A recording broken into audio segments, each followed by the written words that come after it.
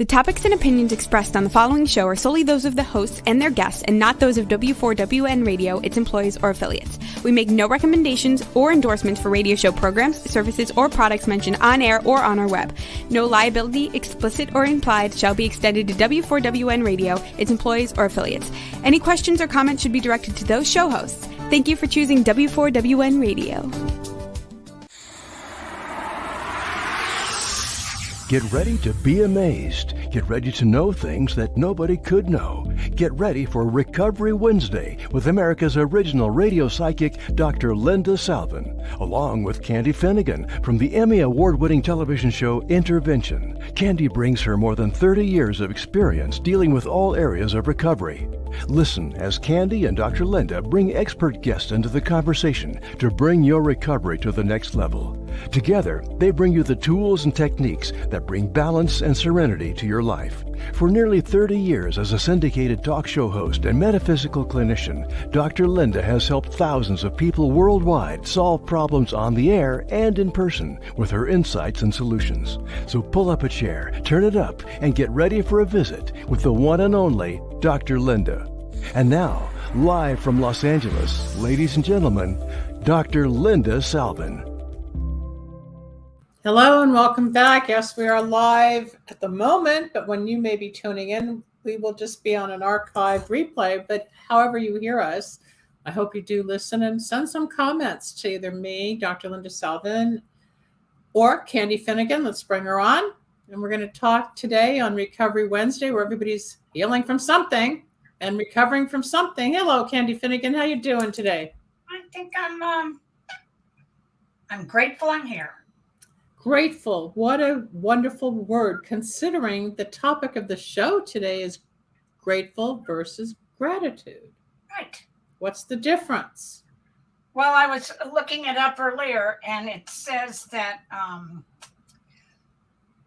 gratitude is something that is a part of my faith. Gratitude is present regardless of and irrelevant to any promises or problems or outcomes. Where, it says that grateful is a feeling I get whenever good has happened, no matter what it is. As I said, grateful that you got up today. Grateful that I have a new day ahead of me. And I don't think that for me, that was part of my verbiage when I got sober. No, it was not. I don't think I ever used the word, boy, am I grateful. And gratitude wasn't a part of it either. These were recovery words for me that I live in every day. We talked about this a few weeks ago in a similar context with almost the same words, but we're repeating it because I think it's really necessary, especially coming into the holidays, which is where we're headed. And a lot of people get lonely. A lot of people freak out. A lot of people get dysfunctional anxieties because of dealing with family and friends or without, and the parties or without. So I think a feeling of being grateful through the holidays, I know for me can be difficult. I can be full of gratitude when I'm invited to someone else's home because I'm not married, which I thought I would be by this time. And, my plans didn't turn out the way I wanted it. I have to live in the order of how the universe has seen fit. Just like you told me one of the concerts I wanted to go to just got canceled. I was like, okay, I'm not going to the concert. Things happen. There's things out of our control. But there's still a place for us to find gratefulness and gratitude in all of the confusion and negativity, right? Absolutely. I think I'm grateful for so many things. When I got into recovery, I made a grateful list. Mm-hmm. Things I was grateful for. And sometimes they were really simple. But sometimes you can start with your eyes or your breathing or your clothing or the roof over your head or the fact that you had a hamburger. I mean, it doesn't have to be, oh my, this and that and the job and all. I mean, it starts small, just like the faith of a mustard seed. It doesn't have to be this big ordeal. And people, I think like this, oh my God, are we going to get there? When you got to just start, right? Yeah, I think grateful is very much an inside job. where I think gratitude can be much more global. Oh, that's an interesting bent on it. Yeah. I mean, grateful is very personal, and gratitude that, can relate to so many different things that we live as, particularly in recovery, day by day. A lot of people don't know what it means to live in recovery. What does that mean in a nutshell to the new listener, or people that might be searching for help, or still confused, or in denial, or heard a lot of weird things, it's a cult or whatever? Well, to me, yeah, I feel like I'm in recovery. My recovery comes first. That was difficult for me when I first got into recovery, because I had kids and a husband, and I didn't have a career yet. But I was, go back to this, I was grateful I hadn't lost my house. I hadn't lost my kids. I hadn't lost my marriage. I hadn't lost, a lot of things that a lot of people who are afflicted and dependent on chemicals, they lose everything. And a lot of people do. But I was headed there, trust me. As I look Well, the back, self-worth, self-esteem, the addiction process, the denial, the weird thinking, the rush to go find the next fix, counting the pennies, going to the machines, going to the store, hiding, whatever. All of the activity is the recovery process. Yes, it is. A day at a time. It's the rest of absolutely. Yeah, but but we're also saying there's a spiritual growth on a daily basis. It should be. Well, we have moments, just like when there's a full moon, people get weepy and cranky, or people get agitated. Life goes on. It's just how you deal with things internally. I'm sorry? I said it still means we're in recovery. Of course, that's because terms. Now, for me, I think people get sober, and but I don't think that they necessarily are in recovery or have a state of sobriety, as we've discussed. I think they're very different. I think you can be a person that isn't dependent and get sober. I mean, that means whatever it means. You don't use alcohol, you don't use drugs. A lot of people, as we know it, can say they're sober, but they still smoke pot, because sober to them is alcohol. And so recovery to me is everything that affects you from the neck up. Mm-hmm. And we've discussed that. When I first heard what I needed to hear, there was a man speaking, and I'm going to say it again for the people who keep tuning into the show. He was up talking, sharing his experience about alcohol, amphetamines, barbiturates, marijuana, smoking cigarettes. The list went on, and all of a sudden I heard it. And then he said, it's anything that affects you from the neck up. If you're addicted to porn, if you're addicted to sex, if you're addicted to shopping, gambling, traveling, anything to get away from self, anything to stop the pain or the joy or the gratitude, depending on what we feel or what the crisis is, the person not in recovery, to answer the question, will immediately go back and drink something or eat something or steal something or whatever to calm them down or put them in that altered state, right? Like to not deal with what's in front of them. That's being in recovery, country, to keep going through life on life's terms, regardless of what is thrown daily, sometimes in a moment. Right. So I think there's a big difference. Just like I really feel that there's a difference between grateful and gratitude. Although I think it's synonymous. I think people clump it together. But for me, gratitude really is a part of my spiritual connection, is that I'm grateful I have somebody to turn it over to. I'm grateful that I've been able to do a day at a time my recovery. And my grateful part is that I accepted it. You surrendered. And it's interesting you say turn it over. A friend of mine who's also in the 12 steps, she was, when I get out of sorts, just say, remember my little stone. On one side it says turn it over. You turn the stone over, it says turn it over. What does turning it over mean? Well, that you don't have much responsibility for the result. That's where a God or a higher power or something outside ourselves come into play. Like, okay, spiritual, let it go. Let it go. Somebody to turn it over to. And that's an important part of staying sober for me.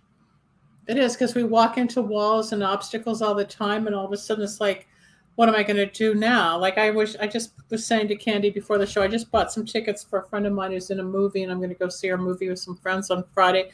And I can't find the tickets. There was no email. I can't figure it out on the app. I'm going to have to find someone or go back and dispute the charge and sign up again. I've looked everywhere. It's driving me nuts, but I have to do the show. It's on my mind. I'll deal with it after the show. It's not going to change. It'll still be there, and somehow it'll be resolved. But years ago, I probably would have had a tantrum and a panic attack, even though I'm still upset. It's like, okay, one more thing to deal with. It's something to do again to fix. I couldn't always comfortably or willingly fix everything. But life's about fixing a lot of things, whether you own a home or you have kids or you've got yourself, your job. It's always doing something. Yeah, that's exactly going up. Right. I was talking to my son's girlfriend last night, and she said, what are you doing for Thanksgiving? And my first reaction was, oh my God, it's months away. It's 2 months away. And by the way, she said, well, if you're going to come and visit us up north, you have to stay somewhere.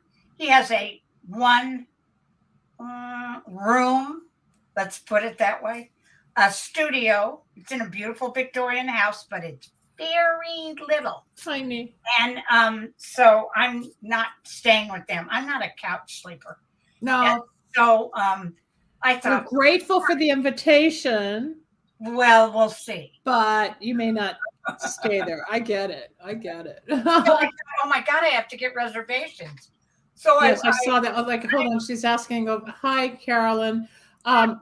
They want to know if you've got more than, like, if you've got multiple addictions, you have to go to different programs. The truth is, yes, because they all have a different bent. But the main thing is you can get it all in one. You can get it all in the main, what we call the umbrella.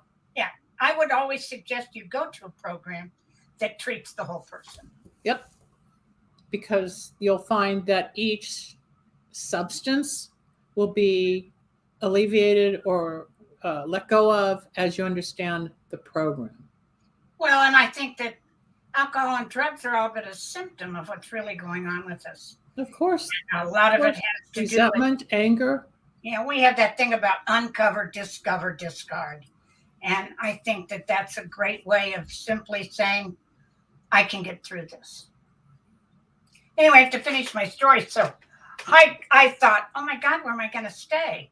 Now, I've stayed a lot of different places in Marin County where my son lives. And, but I have this one really darling little place I stay. It's literally an inn. It's like an old house, and it's not really a bed and breakfast. It has more rooms than that. So I got on there, and there was one room left. And it was meant for you. And I thought, but I had to pay for it. And I thought, well, I don't go. And so I went through. I just panicked. And so I went ahead and the room. And then I thought, well, where are we going to eat? I'm not cooking in his little apartment. So now our next job is to find where we're going to eat. It'll help fall into place. And that's what happens. But you've already started the commitment and things are unfolding. You're going to have a great time. And well, I'm going to sure try to. Is Bridge going to come down? I don't know if she'll have that day off. With her starting her new job. She has to give up 2 holidays. And I said, that would be Labor Day and Memorial Day. Longer weekends. And she said, I don't know if they count that, You should So, find out. But the good news is that you have a relationship with your two children, which is what a lot of this is about. Because of recovery, you can now commit, or have been for 37 years, in a relationship with your son who's in his 40s and your daughter who's in her 40s. And you guys are best friends. You all bicker, and I'm with Candy's family a lot because I've known Candy a long time, and I'll go to dinner and the kids are in town or whatever. And I've known them since they were little, and I watch them grow up. And the relationship, or losing their dad 2 years ago, I mean, I've been through their ups and downs. The beauty is, especially when she was walking through the sickness, illness, and finality of losing her husband after 50 plus years together, the example of sobriety where you get grateful. And she didn't pick up a drink through all the pain, everything going with lockdown, COVID, vaccinations, hospital administration, going back and forth to different hospitals looking for answers. This woman stayed sober. That's the beauty of the program, people, no matter what the difficulty and the pain and the loss. You don't pick up, use, drink, eat, swallow, gamble, screw, no matter what. Well, and I have to also comment, the community that I belong to and the fellowship. Well, your friends. Me connected to, well, a lot of them I was friendly with, but I wasn't friends with.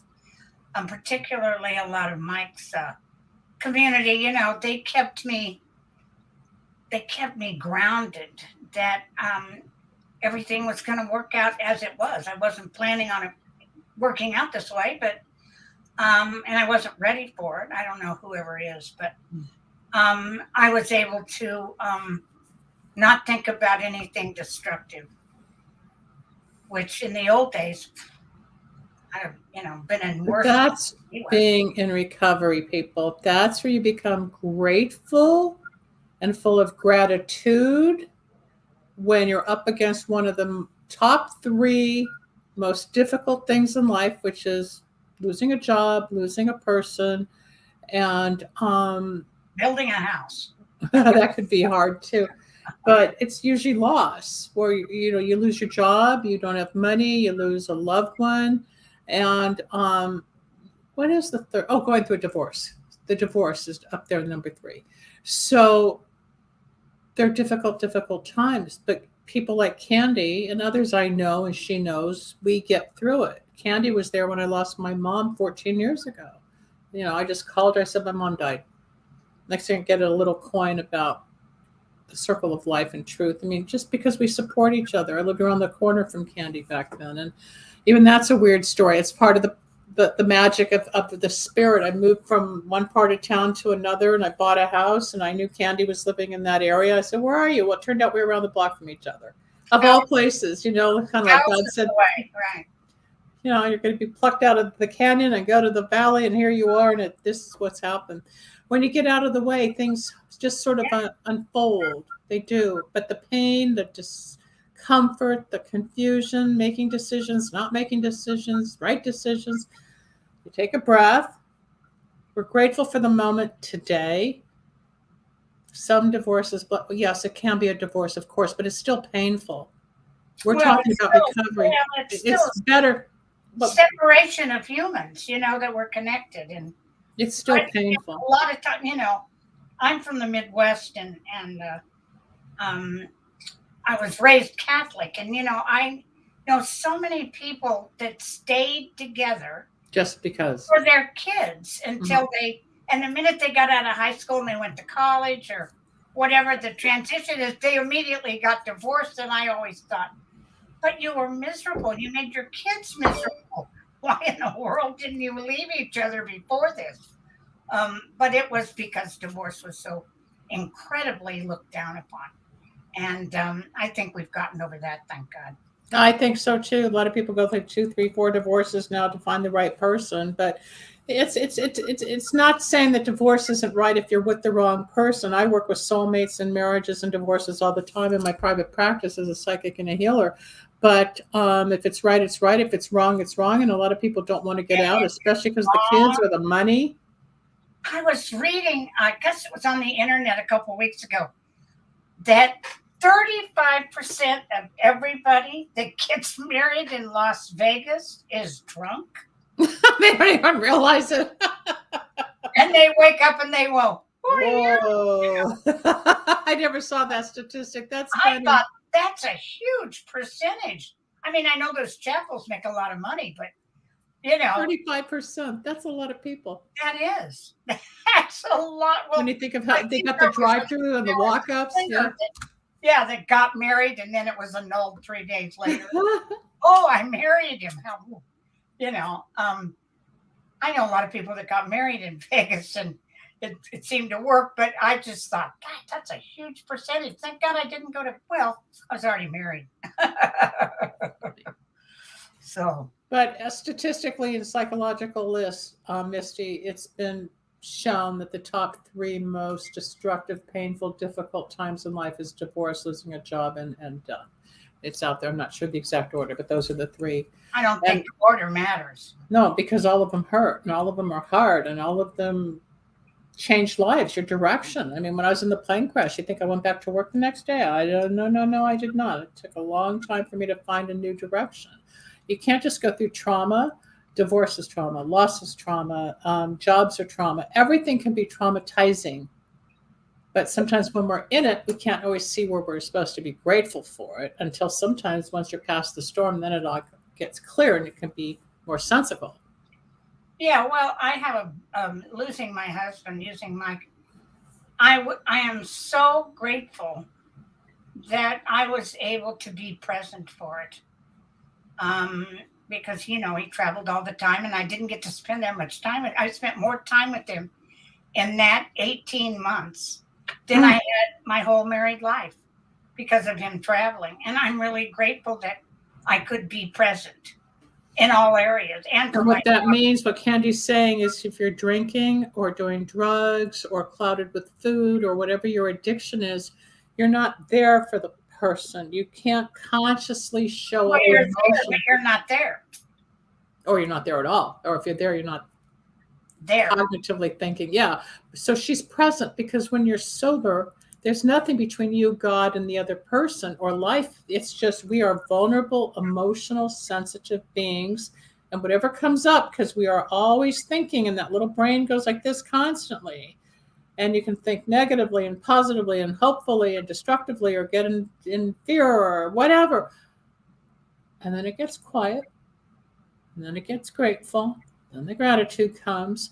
And she has walked through fires like everybody else has. But a lot of people I still know today will turn to a substance to fix. Or we know a few people whose offspring are a little off-centered and still in their addiction that almost creates a psychotic break. There's different extremes on the spectrum. Candy, working in recovery and interventions and rehab centers, has seen probably some of the worst cases out there, right? Yeah, and we'll have to do a show on the psychosis of marijuana now. It's like, oh my God, well, because the THC levels are so much stronger and higher, right? It's not what it was 40 years, 50 years ago. 30 years ago, 20 years ago. It's this hybrid level, but let's not get into that because I've been dealing with it with a family all morning. So yeah, it's like I've heard you over the years with difficulties with your family but no matter what is going down at the moment that we're talking about it, I always hear you get grateful that you don't give up. And there have been some times where, Lordy, I don't know why you haven't just thrown up your hands and said, get me out of here. But I always go back. I go back into the fire of a super dysfunctional, non-loving, pretentious. Oh, I think it's loving. It just isn't what you would It's not what I would think of as loving. I know I love in a different manner, but both my sisters defected at times. I kept going because I'm the daughter. No matter what, I respect my parents. As many problems as we had, they still provided me with a life. They put me through school. They helped me in their own way doing what they thought was best. But if I look back now, it's like, well, they could have done this. And maybe, I see their faults, but they did what they did for who they were and are. My dad's 94. I'm seeing him for dinner tonight. Going to an Italian restaurant. By the way, against all odds. Yeah, he's still here after all those cancers and heart disease and all the surgeries. We always thought he was going to go before my mother. He always makes time for you. And no matter what the situation is, you always give it some time, exhale, and then go back in. Yeah. And it isn't fire like it used to be. No, it's not. But I've changed, but he's changed. And where I've thought, okay, I'm detaching and I'm not as needy, also because I can't, legally, I don't want to discuss on the air what's going on, but I had to let go because my voice wasn't being heard in some areas. And it's like, I can't control it. And at the same time, even when he would pull back for whatever reason, which we know, he would still be there. You can't always separate a father, daughter, mother, son relationship. As much as you try, you're still connected. And whoever tries to interfere, a lot of those times they don't win. And that angers other people. But and as you said to me years and years ago, which I know you don't remember, there is no winning, there's only losing. I do remember that a long time ago. And, and I said, well, what does winning look like? And you said, just a crumb. I get something out of nothing, whereas there used to be not always a lot of something. But I've learned that my situation is I'm going to say it's unique in many ways because it is. But I'm grateful my dad's still alive. I'm grateful I can put him in my car tonight and get him to the restaurant with the caregiver in the back who's going to sit at a different table, and I'll have my moment again talking to my father, who's still pretty coherent, even though he's got a walker now. He's very coherent.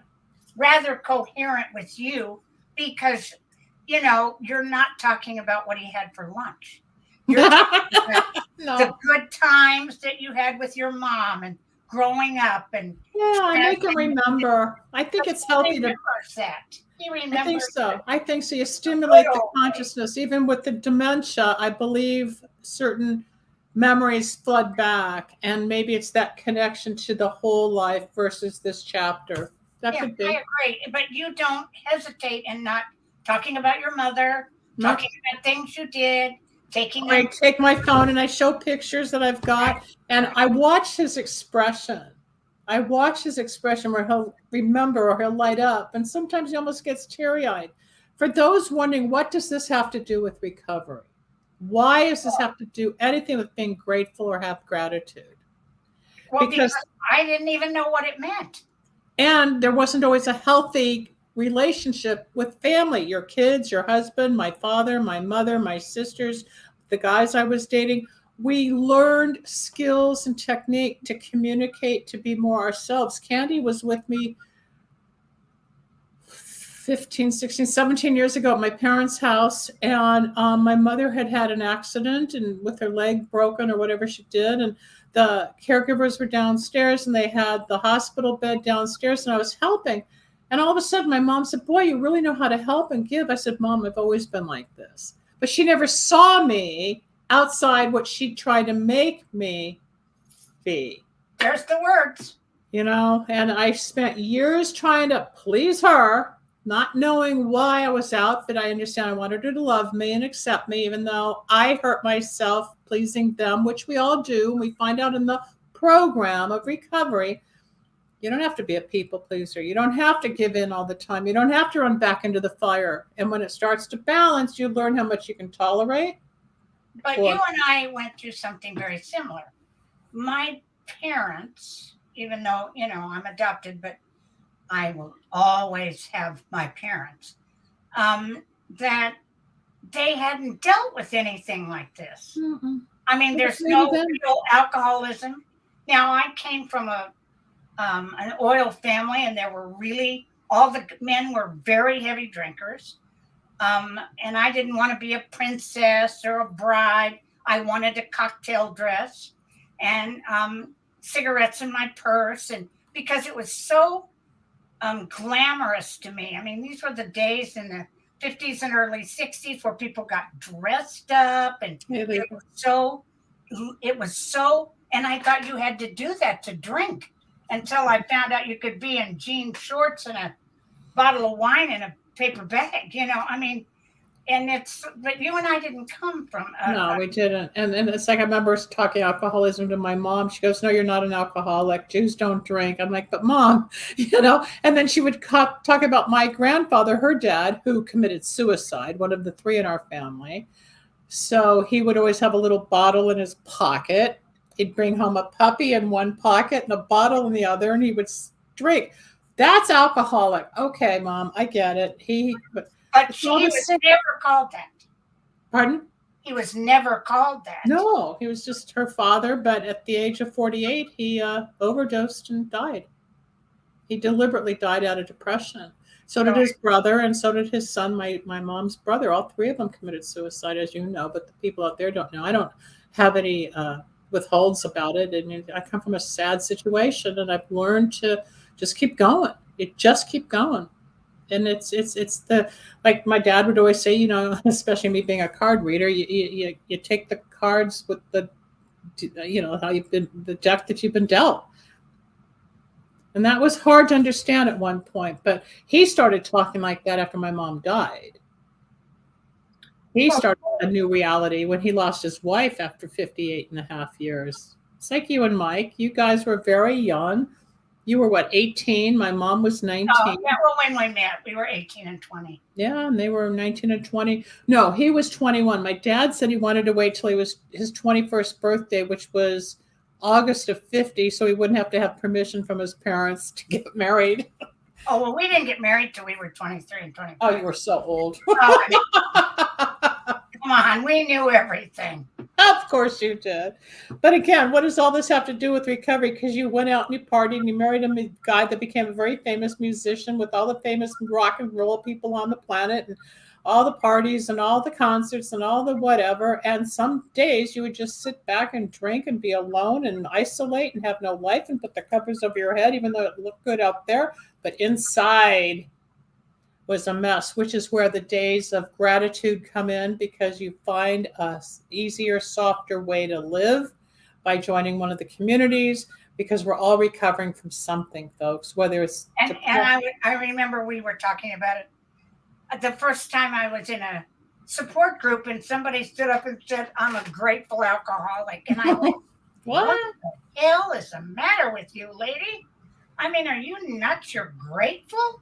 I mean, how can you be? And here I am, 37 years later, so grateful that I was maybe not alcoholic, but that I found a way to live that wasn't destroying my life. Exactly, without all the self-destruction. Whatever it would have been, Yeah, playing with the cards you're dealt. You're right. Yeah, but you still have your own issues to deal with. I hope you're a poker player.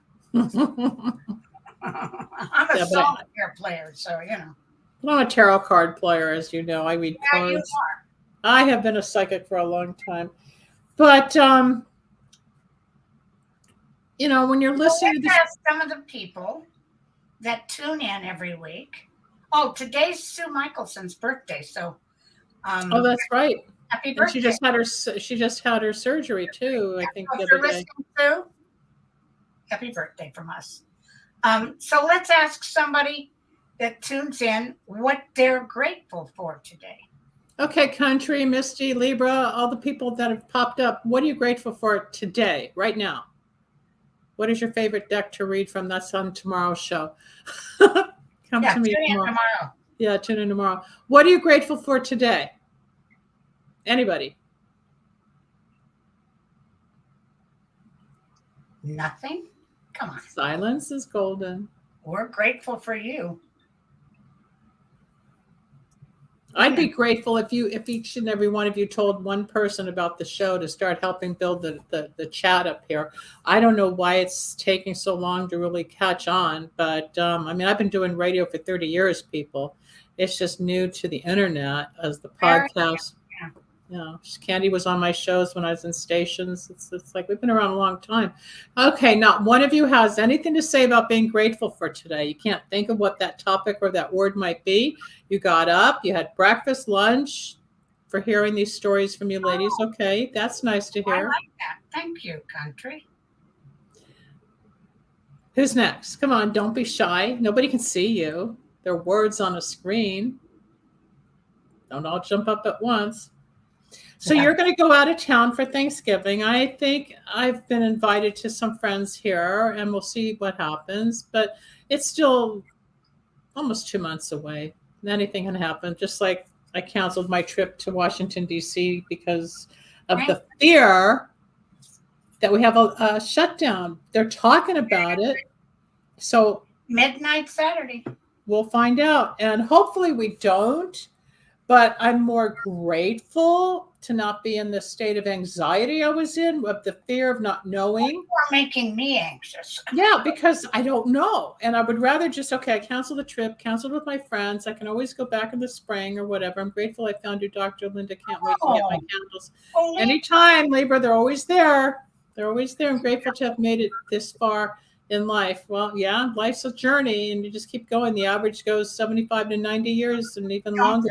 75, I'm too close. You start taking, that's minimum, it's average. Yeah, but you're beating that statistic. Just like I will, my father will, a lot of people will. But if there's also, nutritional products to take that help elongate the lifespan now because of the detox and to replenish your cellular structure, which is on the Tuesday show. But again, it's grateful. So you're grateful to be alive. You're grateful for the internet. You're grateful to watch shows. You're grateful to show up. You're grateful to... Well, I'm not sure I'm grateful for the internet. But you're grateful you can afford to have your service because that's how life is today. We're online. You and I were, oh, good. See, you're on a path to improving your life. That's exactly what we wanted to hear. It's... I find when somebody says, shenanigans, I go, oh my God, I wonder exactly what that means. Which, for years and years, I just have to actually go to a dictionary and figure out how to spell it. Too much information for a lot of us, not for you and I. For ADD or AD. Just like in a restaurant last night, we had dinner last night, and the noise of dropping dishes or the clatter, it's overwhelming. As we become more sensitive, noise is sound. I've always been very sensitive. Noise sensitive. Yeah. I wouldn't even hear a baby crying, and she'd go, "Where's it coming from?" And I'd go, a block away, calm down. A lot of that heightened after the plane crash. I know you told me that. That's way after the accident. Yeah, I became supersonic, sort of. That's exactly the right word. Maybe it is. Supersonic. We'll remember that. That'll be your new nickname, yeah. Supersonic, okay. I'm grateful that my holiday trip at Christmas is all confirmed. Hi, Carolyn. Where are you going? Carolyn? That's a long way away, and you're already ready. And so is CVS, by the way. They have all their Christmas decorations up. And they're closing a lot of stores, I just read. And Targeters. Yeah, they're closing a lot of stores. Well, as you pointed out to me, I'm not an Amazon freak. I truly know people who, no matter what, go on Amazon every day. But I think that during COVID and all the ordering, I, for the first time, saw this blouse come up on Instagram, and I thought, oh my God, it's emerald green. Oh my God, I just love it. And I ordered it and bought it. And now I'm so anxious because it's not going to be here until the 8th. Of course, but that's online. Because I'm sure it's coming from China. So, I just thought, oh my God, it's like me ordering the tickets on Eventbrite, and I can't find them for 3 people, and I don't know. I have to figure it out. I'll figure it out. But yeah, you always do. I got to tell you, somewhat of a computer geek. We're just different. I'm on it. We're just different. But no, when you start to order online and it starts to come, then you wait for the mailman or you wait for the delivery, going to see family in Tampa, all your grandchildren for which you dearly love. That's great, Carolyn. Carolyn, how wonderful. That's Carolyn, who I used to visit in Tampa, who was going to meet with me in Washington, D.C. Oh, is that the Carolyn? Oh. That's the Carolyn who I've Well, known since I don't know about you, 1974 in San Francisco. I'm relieved that you're not getting on a plane. Well, Carolyn's husband said the same thing, that there was, and they're right there in Newport News, not too far from D.C., that there's some weird vibe, energy, something's going on. So, well, I think also it's a big power play that I disapprove of because it affects all of us. You know, military isn't going to be getting paid. TSA isn't going to be. Well, just, yeah, getting on a plane or going through the terminal. And if they go into shutdown and then they're not being paid and then there's chaos or they're stealing or there's no control tower people on board enough, the risks were too much. And then Carol and I had tickets to go to the Capitol on that Friday. It could be closed or invaded again. Who knows? So it would be closed. Yeah, of course. And so with the Smithsonian, federal is closed. Everything would be closed. Oh, Patty Ray, my God. Hi, Patty Ray. Oh my God. Hi, Patty. I told Patty about the show. We know how to talk. We're just bantering because we already did the gratitude, grateful shtick. And we were just talking about a friend of mine. We're certainly grateful for you, Patty Ray. And Patty Ray just had 4 teeth extracted and her face is all bruised and she's in pain. Well, she had my 25th birthday and I was out of town and my daughter got an apartment and had to have a co-signer. And who did she call? Patty Ray. Yep. And I said, how did you know to call Patty Ray? He said, because you always said she's so respectable. And I said, I did? No, you're one of our favorites, Patty Ray. You are our hero. I'm telling you. What a great mom and grandmother you've been. And I've spent a few Thanksgivings at Patty's house in the past that were always beautiful and lots of people and dogs and kids. Yeah. That's how we stick together. We stick together. Yeah. Through all kinds of weather. All kinds of weather. Carolyn and I go back to 1974, and there was a time when I was a student at San Francisco State. I ended up living with her. Huh? I was living there then. Yeah, you were. You were in Marin. I was at State, and then I ended up with them down in Pacifica because a friend of mine, who I don't want to mention on the air, said she was going to move up. We'd be roommates. Well, she bailed, and then I gave up the apartment, and I didn't have a place to go. So Carolyn and I go back, I guess, 49 years, Carolyn. Wow. You're one of the angels too, Patty. Patty helped me during my surgery years ago. Took me to the hospital. We can't think of how much helpful. We all help each other. But again, that's where gratitude comes in. That's where we get to be grateful that we have friends. Like Patty Ray. Like Patty Ray. We've known 38 years, 37. I mean, we stick together. Not everybody clusters and you go in and out of relationships and you see somebody every now and then, and some people walk the whole journey and some people left after high school or grammar school, or it's just life. But adjusting as to where you belong or who really cares or who identifies, you find out. And that again is something you put in your grateful list. Like I can wake up and nobody cares, nobody this, nobody that, and I say, no, the phone's ringing, I got this to go.